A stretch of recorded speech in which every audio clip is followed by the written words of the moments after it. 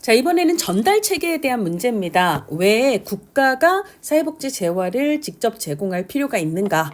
자, 이거 시장에만 맡기면 안 되니까 이걸 시장 실패라고 얘기를 하잖아요. 자, 시장 실패 관련된 문제들을 풀어보도록 하겠습니다. 사회복지에 대한 국가 개입의 근거, 즉 시장에만 맡기면 안 되는 이유하고 관련해서 옳지 않은 것은 자, 사회보험의 완전 경쟁의 원리를 도입하기 위해서 이거는 말이 안 됩니다. 자, 사회복지 재화는 공공재적인 성격을 갖고 있는 준공공재여서 그 다음에 민간에만 보험을 맡기게 되는 경우는 역선택이나 도덕적 해이의 문제가 나타나기 때문에 그 다음에 이제 사회적 안정을 증진하기 위해서라고 하는 것은 시장에서의 불평등한 분배로 인해서 저소득층의 심각한 생활 문제를 국가가 개입할 필요가 있으니까 그래야 사회적인 안정이 증진이 되니까 이렇게도 얘기할 수 있고요. 그래서 이제 소득 재분배를 통해서 시장에서 초래된 불평등을 완화할 필요가 있으니까 라고 이야기를 할 수가 있습니다. 1번은 전혀 이유가 되지 않고요. 자, 227번 사회복지 재화나 서비스를 국가가 제공해야 되는 이유, 즉 시장 실패 요인에 해당하는 거 긍정적 외부 효과든 부정적 외부 효과는 모두 시장 실패 요인입니다. 자, 그 다음에 근데 이제 얘는 재화나 서비스를 국가가 제공해야 되는 이유이기 때문에 부정적 외부 효과는 해당이 되지는 않겠죠. 왜냐하면 부정적 외부 효과라고 하는 것은 나의 어떤 경제 활동이 타인에게 피해를 주는 경우 근데 그 피해에 대해서 내가 그 사람한테 피해 보상을 하지도 않는 이런 문제를 이제 부정적 외부 효과라고 얘기를 하잖아요. 그럴 때는 국가가 부정적 외부 효과가 큰 재화를 막 직접 제공을 하는 게 아니라 이런 거에 대해서는 국가가 규제하는 방식으로 그렇게 작동을 하지 국가가 직접 제공하는 방식으로 작동을 하지는 않잖아요. 자, 그래서 이 경우에는 국가가 왜 제공해야 되는가에 초점을 두니까 긍정적 외부 효과가 크면 사람들이 많이 좋을 텐데 그게 나한테 돈으로 들어오지 않는 행동을 굳이 시장에서 하려고 하지 않으니 요런 건 긍정적 외부 효과가 큰 재화는 국가가 이제 제공하는 게 좋다라는 거고요. 그다음에 이제 의료 서비스나 이런 것들은 정보의 비대칭성 문제 때문에 정보를 덜 가지고 있는 수급자, 의료를 필요로 하는 사람들이 손해를 볼 가능성이 크니까 의료 서비스와 같은 거는 국가가 직접 제공하는 게 좋다. 그다음 이제 보험이나 의료 서비스에서의 역선택 문제를 해결하기 위해서 이런 거는 다 시장 실패 요인이 맞습니다. 근데 국가가 실제로 개입하면서 근로나 저축 동기가 어차피 내가 안 되면 국가가 도와줄 텐데 뭐 이런 것 때문에 개인이 악착같이 돈을 벌고 돈을 모으려고 하는 동기가 국가 개입으로 인해서 저하될 수 있는 건 국가가 개입해서 나타날 수 있는 문제점 중에 하나인 거지 왜 국가 개입이 필요한가의 이유가 되지는 않습니다. 그래서 답은 1번이 됩니다.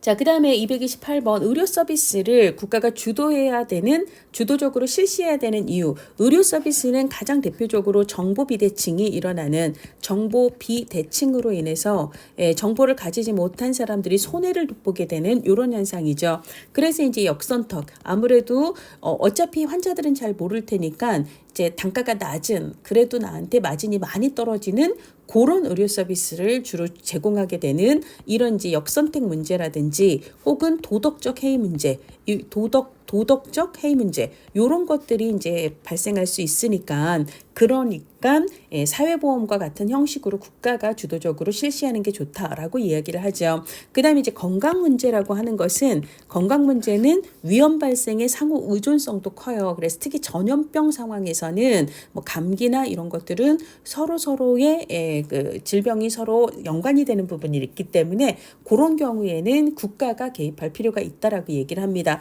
거기다 이제 의료 서비스는 사실 누구나 필요로 하는 거고 그것을 막지 않았을 때 나중에 이제 국가가 부담해야 되는 사회적 비용도 만만치가 않거든요. 그러니까 이제 누구나에게 꼭 필요해서 기본으로 소비를 하는 게 국가적으로도 가치가 있는 재화이기 때문에 그러니까 의료나 교육이 특히 그러합니다. 그래서 이건 맞고요. 그 다음에 정보 비대칭의 문제가 발생하고 그래서 역선택이나 도덕적 해이 문제가 발생하기 때문에 그 다음에 위험 발생은 특히 건강 문제는 위험 위험 발생이 상호 의존적이기 때문에 서로의 위험 발생이 서로 무관하다, 즉 독립적이다라고 말하기가 힘들기 때문입니다. 그래서 5번이 옳지 않고요. 자, 229번을 보시면 국가가 시장에 개입하는 근거로 옳은 것은 긍정적 외부 효과, 부정적 외부 효과가 다 국가가 개입을 할 필요가 있어요. 이쪽은 그냥 시장에만 맡기면 안 하려고 하니까 국가가 직접 제공을 하고, 부정적 외부 효과가 큰 걸 국가가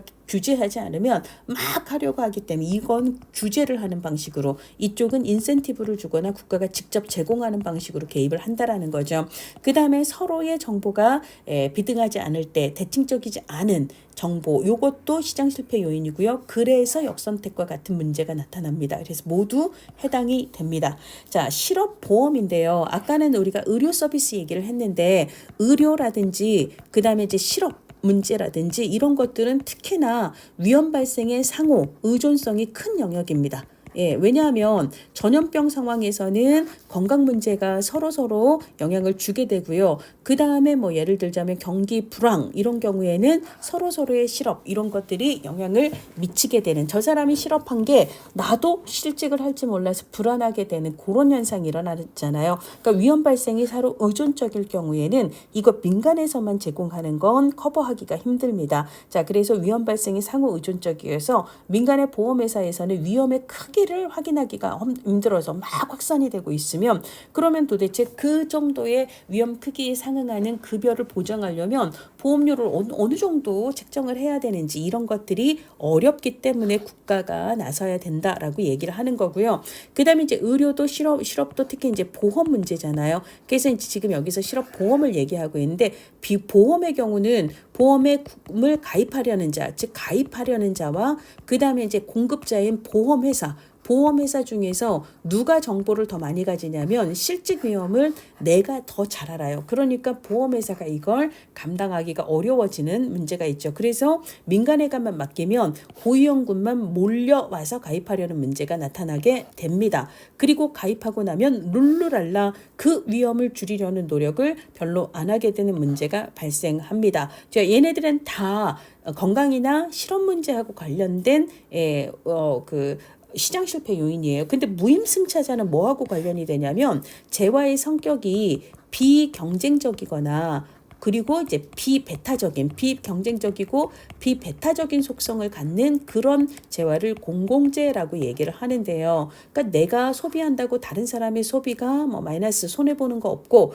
내가 이거 돈 안 내고 생산에 참여하지 않고 공짜로 이용만 해도 아무도 나를 쫓아낼 수 없어요. 그럼 사람들은 만들려는 생각은 안 하고 그냥 누가 만들면 공짜로 이용만 해야지, 이런 현상이 생기기 때문에 아무도 만들려고 하지 않으니 그때는 국가가 개입하라 이렇게 얘기를 하는 거잖아요. 이거는 보험하고는 상관없어요. 그래서 이 문제 지금은 실업보험에 한정해서 시장 실패 요인을 물어보고 있기 때문에 기역, 니은, 디귿까지만 답이 됩니다. 자, 그 다음에 231번이에요. 비경쟁 혹은 비경합, 비배타 혹은 비배제적인 성격을 갖고 있는 재화를 뭐라고 부른다? 공공재라고 얘기를 합니다. 공공재가 유발하는 가장 큰 문제는 뭐다? 무임승차 문제를 유발한다라고 이야기를 했습니다. 자, 그 다음 232번 문제입니다. 또 이제 사회복지 재화나 서비스를 국가가 제공해야 되는 이유, 사회복지 재화는 공공재적인 성격을 갖기 때문에, 그 다음에 전염병 이런 거는 질병 위험 발생이 되게 상호 의존적이라서 그러니까 민간보험에서 이거 커버하기가 힘들어요. 그래서 이때 치료를 하면 그러면 그 사람만이 아니라 다른 사람의 위험도 줄여주는 그런 효과가 있잖아요. 그래서 긍정적 외부 효과가 발생한다라는 거죠. 자, 그 다음에 질병의 위험에 대한 보험 방식에서 이걸 민간에가 맡기면 역선택이나 도덕적 해이 문제가 나타나기 때문에 이걸 해결하기 위해서도 국가가 공단의 식으로 국가가 사회보험을 제공을 하게 된다라는 거죠. 그 다음에 이제 의료 서비스는 대표적으로 정보 비대칭이 나타나는 문제, 그래서 이제 환자들이 불리해지는 문제가 나타나기 때문에, 그래서 얘네들은 다 시장 실패 요인에 해당합니다. 4번은 해당되지 않아요. 답은 4번입니다. 자, 그러면 경제 성장의 낙수 효과라고 하는 것은 이쪽 상위 계층, 고소득층이나 뭐 대기업이 잘 되면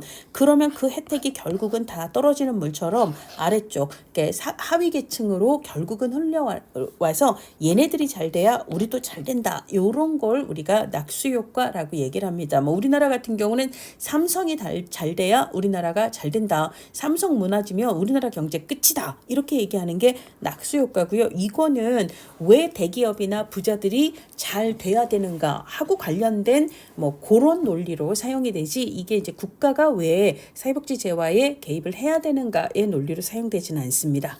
자, 233번 사회복지 정책의 주체 및 그 역할에 관한 설명으로 옳지 않은 것은 사회복지 정책의 주체 혹은 사회복지 정책의 전달 체계를 얘기를 하는 거죠. 긍정적 외부 효과가 크면 이거는 민간에게만 맡기면 좋지 않아요. 그러니까 민간이 아니라 얘는 시장이 아니라 국가가 맡는 게 좋고요. 자, 그 다음에 사회복지 주체, 정책의 주체는 국가와 지방자치, 그 다음에 이제 공단과 같은 공공복지기관 등 다양하죠. 거기에 민간도 포함이 될 수 있고요. 자, 공공재적인 성격이 강하면 시장 실패가 일어납니다. 그러니까 민간에게만 맡기면 안 좋아요. 그죠? 공공부문이 개입하는 게 좋습니다. 정보의 비대칭성이 강한 영역도 민간에게만 맡기면 시장에서는 시장 실패가 유발되기 때문에 정부가 개입하는 게 좋습니다. 그래서 얘도 옳고 얘도 옳고 얘도 옳은 거죠. 자, 그 다음에 민간복지기관은 정부 및 공공기관에 의해서 권한을 위헌받아. 그래서 뭐 지정을 받았다든지 뭐 이거 허가를 받았다든지 그렇게 해서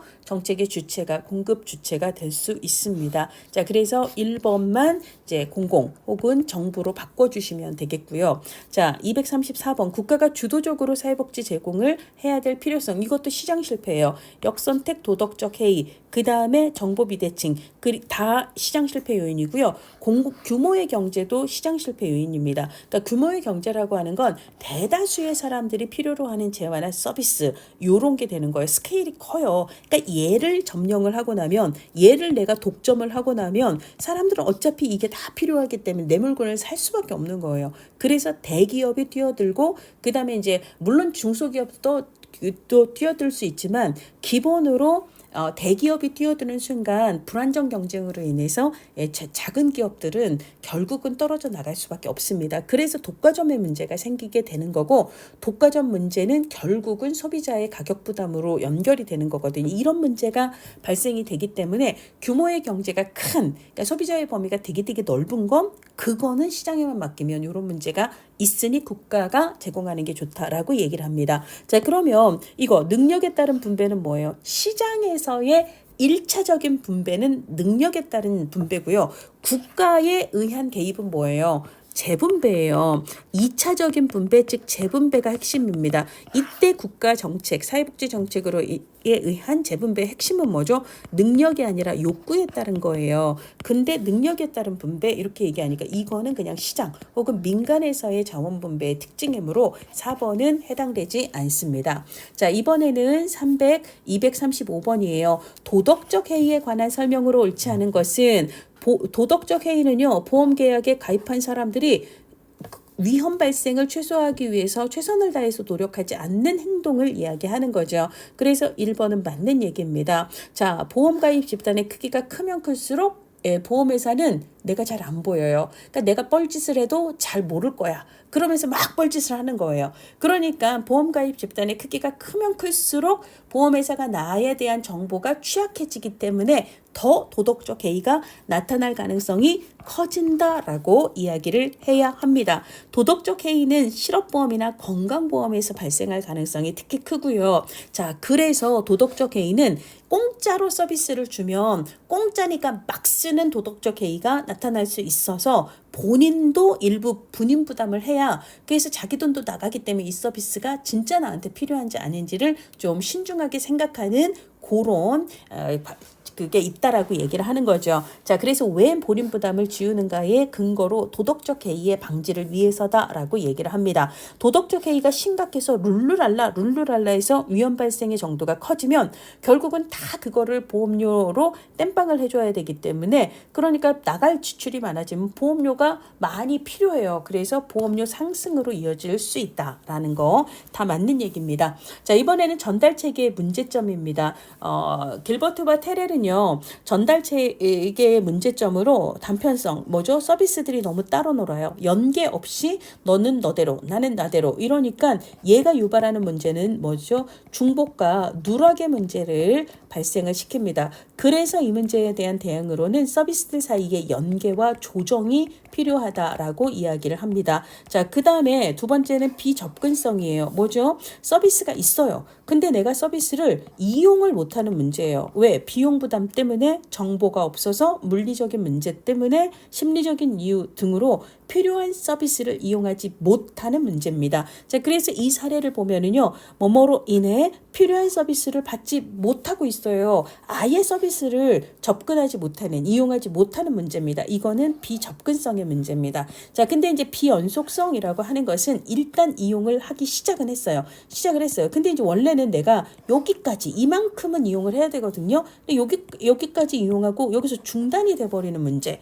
그걸 우리는 비연속성, 비지속성의 문제라고 이야기를 합니다. 그래서 저요 여기까지는 일단 A까지는 끝났고요. 이제 저 B 필요한데 B 서비스 안 해주세요? 라고 요청을 했을 때 요청을 받아주는 창구, 그 다음에 그 요청을 처리해주는 창구가 있어야 되는데 그런 게 없어서 불평사항들을 말할 것도 없고 처리도 안 되는 걸 무책임하다 혹은 비책임하다 라고 이야기를 합니다. 자, 길버트 테렌은 이 네 가지 전달체계상의 문제점을 얘기했지만 뭐 비적절성을 우리가 추가해서 이해를 할 수는 있죠. 뭐죠? 이건 급여의 정도 혹은 수준이 적절하지 않은 거예요. 적절하다라는 건 충분하다라는 얘기인데요. 그러니까 급여 수준이 실제 욕구를 채우기에는 너무 불충분한 이런 문제가 있을 때는 비적절이라고 이야기를 할 수가 있을 겁니다. 자, 답은 비접근성이고요. 자, 237번부터는 이제 전달 체계 자체에 포커스를 두는 문제들입니다. 자, 전달 체계에 관한 설명으로 옳은 것을 모두 고른 것은 사회복지 기관들 사이에 경쟁을 해요. 그러면 A, B, C, D 기관 중에 내가 이제 클라이언트입니다. 그럼 나 여기서 이용할까 이것을 이용할까 고민하고 있을 때 얘네들이 나 이러면서 경쟁을 하는 거거든요.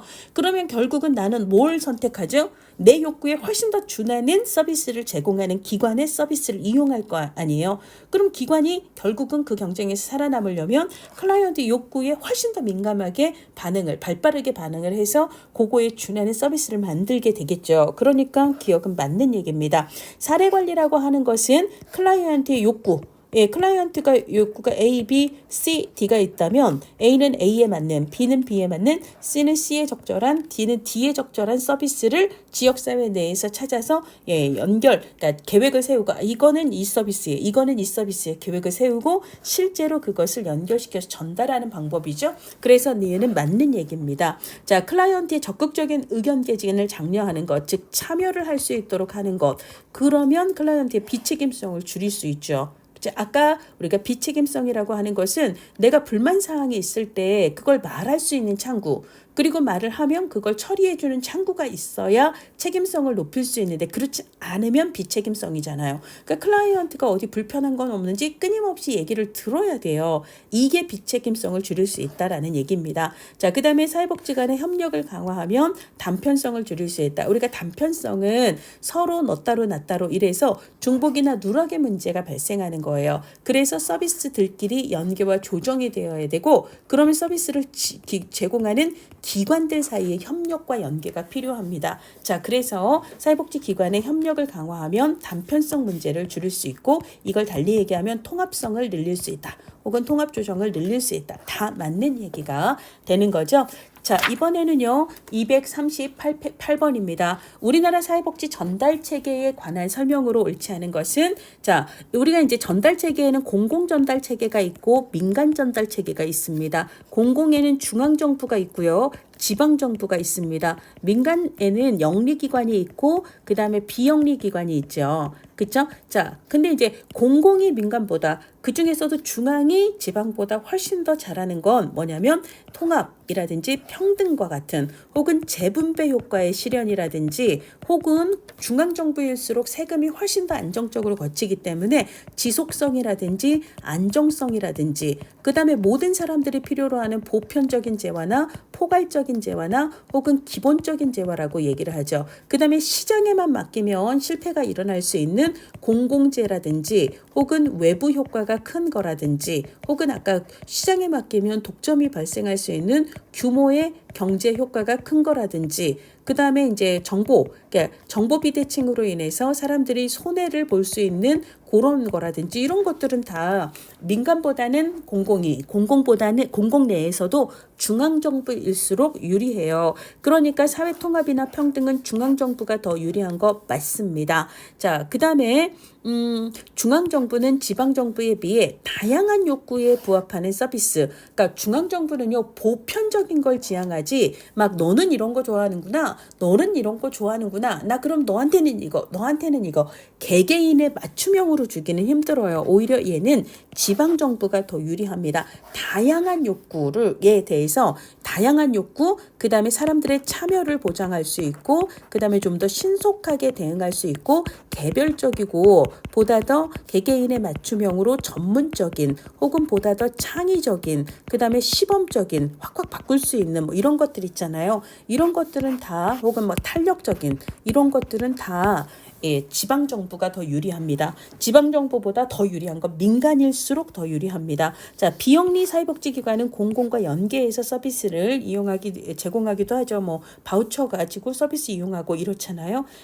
그 다음에 영리기관은 이윤을 목적으로 하고요. 그리고 얘네들은 특히나 어떻게 하면 적은 비용으로 더 많은 이윤을 이렇게 확보할 수 있을까 이런 거 추구합니다. 최근 서비스 생산 및 전달에 있어서 지방정부와 민간기관의 역할이 이제 중앙정부가 주도하던 데에서부터 더 많이 지방정부 쪽으로 그리고 민간 쪽으로 많이 넘어갔다라는 이야기를 하고 있습니다. 맞는 얘기고요. 자, 239번 현재 우리나라 복지 전달 체계에 관한 설명으로 옳은 것을 모두 고르면 자, 사회보험은 국가가 관리합니다. 지방정부도 아니고 민간도 아닙니다. 그래서 얘는 중앙집권적이에요. 중앙정부에서 관리 감독을 하는 거거든요. 공단을 통해서. 자, 그 다음에 지방자치단체는 사회복지시설 위탁 그리고 지도감독의 주체가 될 수 있습니다. 국가와 지방자치단체는 사회복지시설을 설치하고 직접 운영할 수도 있고요. 민간의 사회복지법인이나 법인에게 시설을 위탁할 수도 있거든요. 그러면 이제 사회복지시설의 지도감독의 주체를 시군구에서 이제 사회복지시설 지도감독을 하잖아요. 그래서 니은은 맞는 얘기예요. 자, 그 다음에 이제 지방분권화 이후에 이전에 비해서 사회복지에 대한 지자체의 역할이 확대되고 있습니다. 이것도 맞는 얘기고요. 그 다음에 이제 우리 사회보장 정보 시스템 이거를 우리는 행복이음이라고 불러요. 행복이음.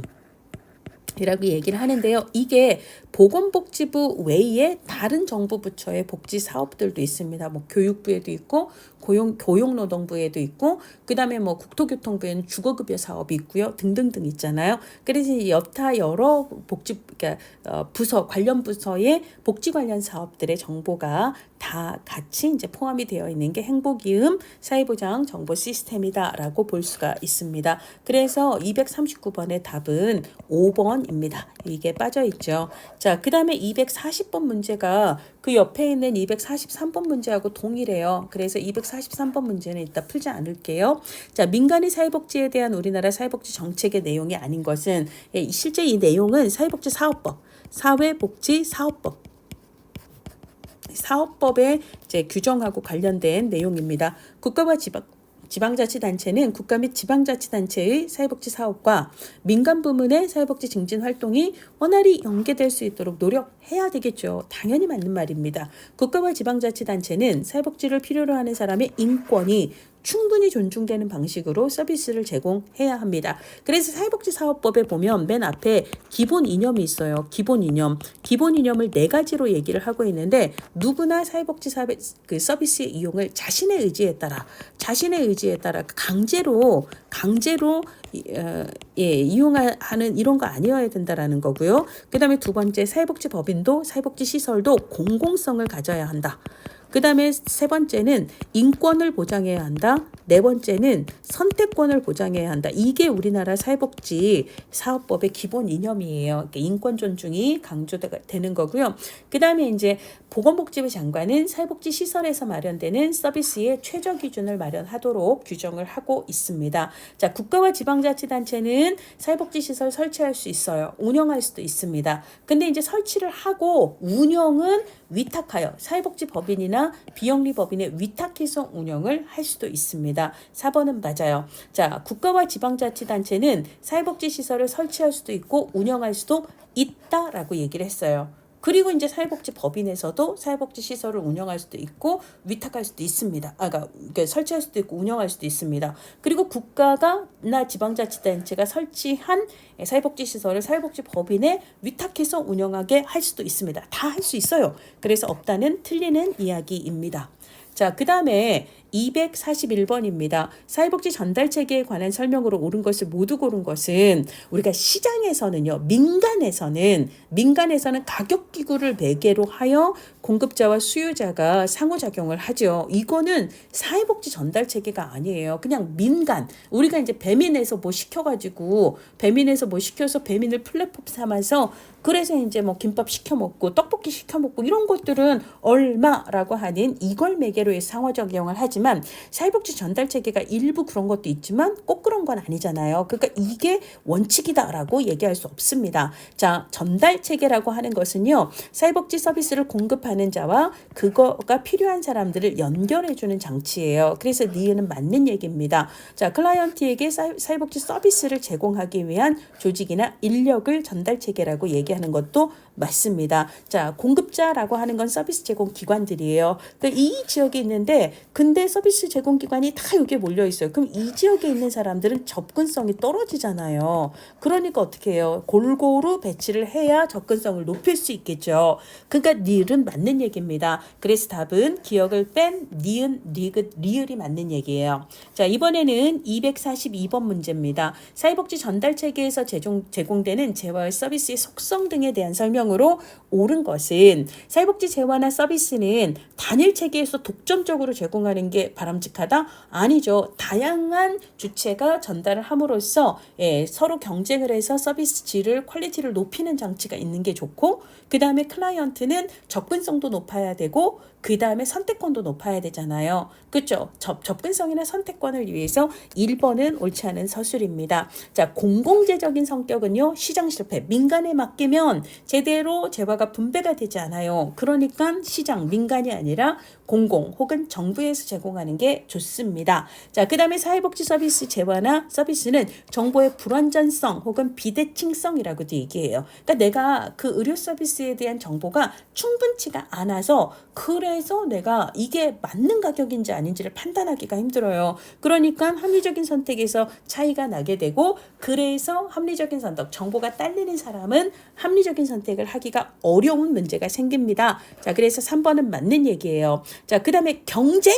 공공부문보다는 민간이죠. 민간은 다수의 서비스 공급자들이 경쟁하는 시스템이고요. 공공부문 중에서 특히 중앙정부는 독점이기 때문에 경쟁이라는 게 없어요. 물론 지방정부 같은 경우는 민간보다는 아니지만 지자체 간 경쟁이 있을 수는 있지만 경쟁하면 민간 부문이 더 특징입니다. 자, 그 다음에 사회복지 재화나 서비스는 수급자들에 대한 오남용의 문제가 발생할 수 있다 없다? 있다. 이것을 우리는 앞에서 도덕적 해이 문제라고 얘기를 했었고요. 이걸 방지하기 위한 방법 중에 하나가 뭐다? 본인부담금. 자기 돈도 일부 내도록 해야 좀 심사숙고해서 사용을 한다라는 얘기가 나왔었습니다. 자, 243번 문제는 앞에 봤던 240번 문제하고 동일해서 패스하도록 하겠습니다. 자, 244번이에요. 자, 민간에는 영리와 비영리가 있습니다. 자, 이 중에 영리는 뭐예요? 그냥 개인 사업자가 노인 요양시설을 운영을 해서 영리적인 목적을 추구하는 거예요. 이게 이제 가장 대표적으로 영리가 많이 진출되어 있는 분야죠. 그렇죠. 그래서 실제로 노인 요양시설 혹은 노인 요양시설에서 이제 장기 요양급여 같은 걸 지급을 하게 되는데 실제 이 실태 조사를 해보면 개인 사업자의 참여 비율이 가장 압도적으로 높은 비중을 보이는 게 이쪽입니다. 자, 그렇고요. 지역자활센터는 비영리예요. 예, 지역자활센터는 사회복지 시설이거든요. 얘네들은 비영리적인 공공의 공익 법인의 성격을 갖는, 그러니까 공익적인 성격을 갖는 비영리 기관이고요. 지방자치단체는 민간이 아니죠. 그렇죠? 그러니까 해당되지 않고 광역지방자치단체 시도도 민간이 아닙니다. 사회복지법인은 공익 목적을 갖는 비영리 법인에 해당하기 때문에 다 영리가 아닌 거가 되는 거죠. 자, 그 다음에 245번 길버트와 테렐이 주장한 사회복지 전달 체계의 재구조화 전략. 요거는 여러분들이 전달 체계하고 관련된 그 재구조화 전략으로 어디에 있냐면 여러분들 교재에서는 136페이지부터 138페이지에 있는 거거든요.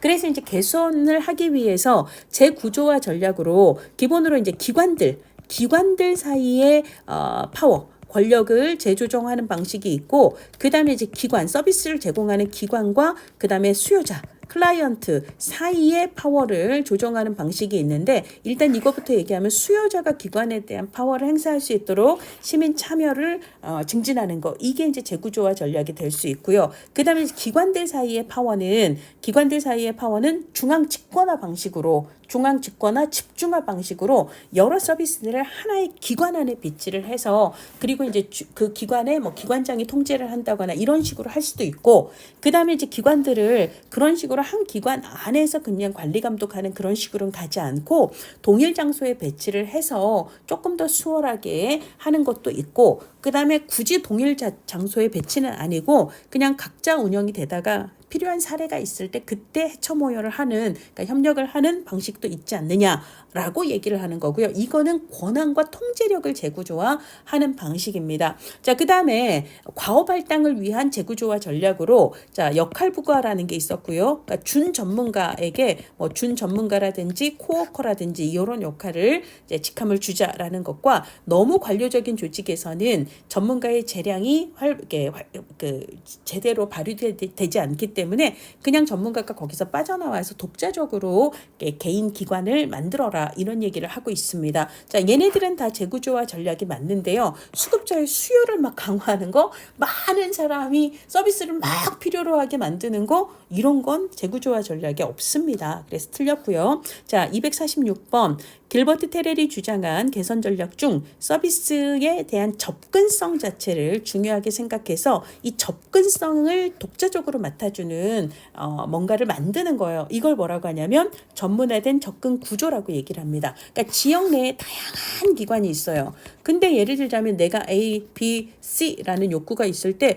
이거 어디 가야 되는 거지? 이건 또 어디 가야 되는 거지? 이건 어디 가야 되는 거지? 이걸 몰라서 필요한 서비스를 이용하지 못하게 되면 이거 접근성이 떨어지는 거거든요. 그럴 때 어떻게 하는 거예요? 그럴 때 아예 접근, 무엇이든 물어보세요라고 하는 일종의 센터를 하나 만드는 거죠. 그래서 이 센터, 일단 욕구가 있으면 이 사람이 여기 가서 제가요 A도 있고 B도 있고 C도 있거든요. 그럼 이 센터에서 그러면 얘는 A는 여기, B는 여기, 얘는 여기로 가시면 돼요. 이런 식으로 안내하는 일종의 기관을 따로 별도로 만드는 거예요. 이것을 전문화된 접근 구조라고 이야기를 합니다. 자, 얘네들은 아까 권한과 통제력을, 권한 혹은 파워를 재구조화하는 방식이다라고 얘기를 했고요. 경쟁이라고 하는 것은 여러분들 책의 138페이지를 보면 의도적 중복이라는 게 있었어요. 의도적 중복. 그래서 이제 있는데 또 비슷한 서비스를 제공하는 기관을 의도적으로 또 만드는 거죠. 어떻게?